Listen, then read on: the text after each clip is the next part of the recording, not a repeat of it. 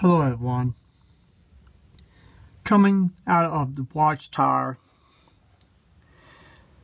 me and a bunch of us doing our best to do research that we was not allowed in the watchtower to do.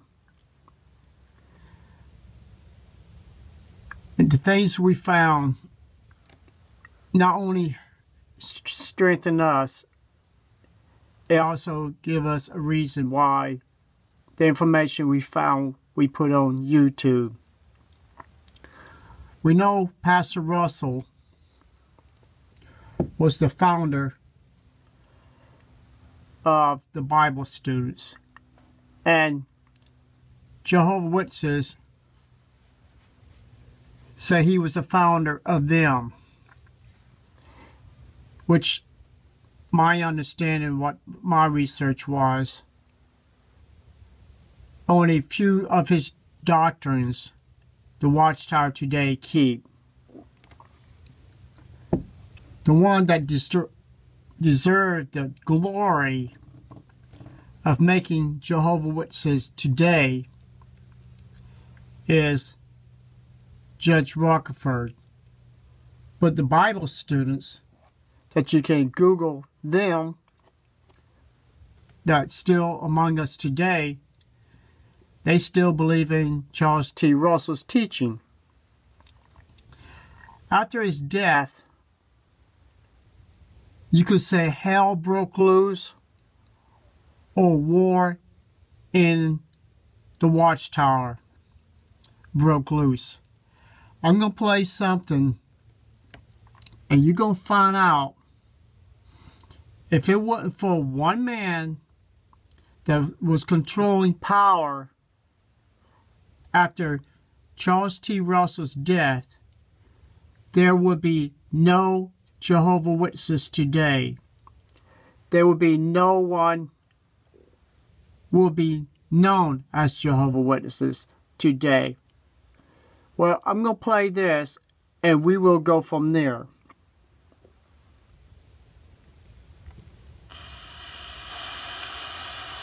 Of a committee of 3 brethren, with the instruction that they suggest before the shareholders' meeting that these bylaws be adopted by the Society for the Government of its Affairs. 7.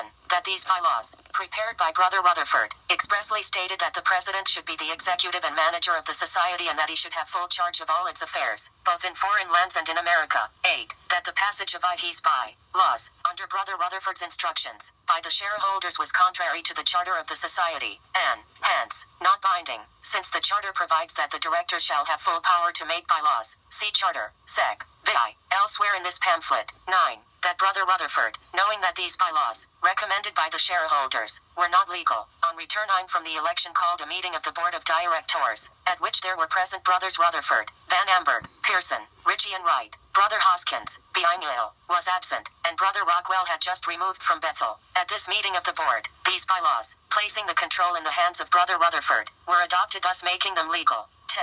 That the brethren present at this board meeting who took part in the adoption of these bylaws, not being able to forecast the future, and not surmising that our brother would misuse the power, thought best at that time to take this action. 11. That not many weeks had passed before there were misgivings in the minds of several of the directors as to the wisdom of the act. Okay, let's hold it for there. He took control of the power of the Watchtower, gave himself all authority and power above all directors. This man knew the law because he was a lawyer. People, this man was not a preacher. He was a lawyer. So let's go on. Action taken, and though they expressed no immediate protest, they recognized that they had placed altogether too much confidence in Brother Rutherford in giving him such sweeping control, for they saw that he was interpreting the bylaws to knee and that he alone was the controller of the Society to the exclusion of the directors. 12. That one of the seriously objectionable results of this power in the hands of the President was that he appointed a special representative, Brother A.H. Macmillan, who for 2 months previous to this time, since Brother Russell's death, had shown himself unfit to represent the Society and its affairs in such an important position, and that to this special representative was delegated autocratic powers by the President, so that in the absence of the President, the word of his special representative was declared to be final on all matters, much to the sorrow and discomfort of many of the force. 13. That instead of properly representing the Society and assisting the President in preserving inviolate its charter and Brother Russell's will, Brother Macmillan did the very reverse. He apparently viewed Brother Russell's will as a mere trifle, not worthy of consideration, and time after time as he visited various parts of the country, he held up T1E Board of Directors to contempt and ridicule. 14. That instead of the President exercising restraint over his special representative, he apparently sanctioned his unseemly conduct, as indicated in his statement in Harvest Siftings, page 11, where he says Brother Macmillan has proven faithful and loyal. 15. That after 3 months or so had passed, it became clearly evident to the majority of the directors that they had seriously blundered in placing the complete control in the hands of one man, contrary to the charter, article VI of which reads, the court. In other words, the board directors felt really bad when they gave full control to Judge Rutherford. He was controlling everything. He would kick anyone out who opposed him.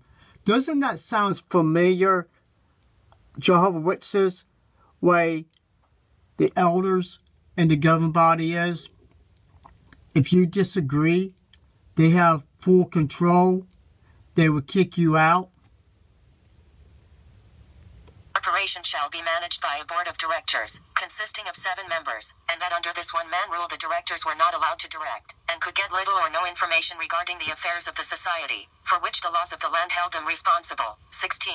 That Brother Van Amberg is the only director who has fully supported the President in his methods and policies, whereas prior to Brother Russell's death, Brother Van Amberg frequently... So this other guy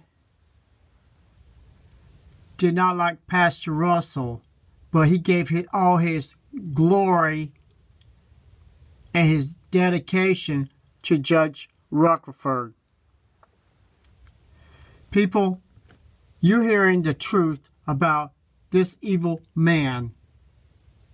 Opposed Brother Russell in the business that he brought before the board for consideration, thus taking hours of Brother Russell's valuable time, and that since Brother Russell's death, Brother Van Amberg has given his undivided support to Brother Rutherford, and is permitted to exercise more authority than ever before, and has repeatedly refused members of the board the privilege of getting information from the Society's record. 17. That prior to the time of Brother Johnson's return from England, in the early part of April, things had not been running smoothly and to the satisfaction of the board of directors, and that Brother Johnson's return had nothing whatever to do with the real issues. 18. That when Brother Johnson returned to America he appealed to the board of directors for a hearing of the difficulties in England. 2 hearings were allowed by the President, neither of which was an official board meeting, and in neither of these was Brother Johnson given more than slight opportunity to state his case. 19. That when Brother Johnson requested time and again that the President call a meeting of the board to give him a fair opportunity to state his case, the President became angered and told Brother Johnson and the board it was none of their business, that the management was all in his hands, and that he had closed up the matter of Brother Johnson's affair and would not open it again.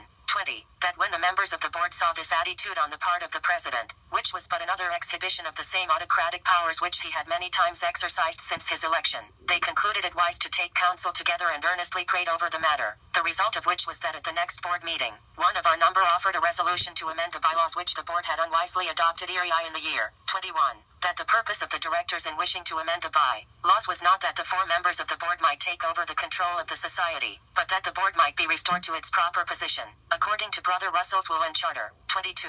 That when this resolution was offered to rescind the objectionable bylaws, the President was greatly angered and offered such strenuous opposition that the board yielded to his suggestion to hold the matter over for about a month. 23. That meantime the President took a trip west and completed the scheme by which he has attempted to declare illegal and put off the board 4 of its properly constituted members, 3 of whom for many years past were recognized by Brother Russell as legally chosen directors. 24. That the President's declaration that these members of the board have had no legal standing as directors for years past, would mean, if true, that Brother Russell has been transacting illegal business through an illegal board for many years. 25. Be it known, therefore, that Brother Rutherford in his siftings has beclouded the real issues by claiming that the directors have his espoused the cause of Brother Johnson and want to send him back to England, when we had no desire or intention of doing anything of the kind. And be it further known that Brother Johnson is in no sense the cause of our differences here at headquarters. 26. Be it known further that we had no thought whatsoever of interrupting the affairs of the society by tying up its funds, as Brother Rutherford charges us, but merely to make them subject to the board's direction, and that no thought could be farther from our mind than that of wrecking the society. God knows our hearts and our intentions. Instead, we have been for many years engaged with all our heart and strength in supporting the Lord's work and in extending the influence of our society and the truth, which we all love so much. Our aim from first to last in this respect has been to fulfill the duties of our office, to which 3 of us were appointed under Brother Russell, and to faithfully fulfill the trust reposed in us, and to stop, if possible, a gross and wholesale departure from Brother Russell's will, his charter, and the policies outlined by him to be followed after his death, to all of which the directors solemnly bound themselves. We do not cease to rejoice in the Lord and to give thanks for all the fresh evidences of our acceptance with him which we have enjoyed during our recent trials. Our privileges are, it is true, somewhat curtailed, but be assured that we stand always ready to serve any of you. Light after darkness. Well, you just heard this brother, what he wrote. There's a lot of people wished they never appointed Judge Rutherford as the president. He destroyed people's lives. He crippled their doctrine from Charles T. Russell's teaching, which I'm not going to say everything that he was teaching was wrong, but there's a lot of it that was wrong. But Judge Rutherford came in, started writing books, predicting the world was going to end in 1925, had a bunch of members to build a house for him in California so he could live in California in his big mansion that was supposed to be dedicated to the princes when they were supposed to return around 1925 to the time of his death. This guy was evil. And people, what you just heard, this is the man that gave you the name Jehovah's Witnesses. If this man never was born, there would have been no Jehovah's Witnesses. His evil intention was to control everything, to control people. And that's what he did. So you are under a false prophet. Your name is under a false prophet. Whoever predicts the world was going to end and wrote so many books to prove that it was going to happen, that would make him a false prophet. People, your name, Jehovah's Witnesses, is a sham and a lie. Please, keep doing your research. And I won't stop till I get every single one of y'all to wake up. Thank you and have a nice day.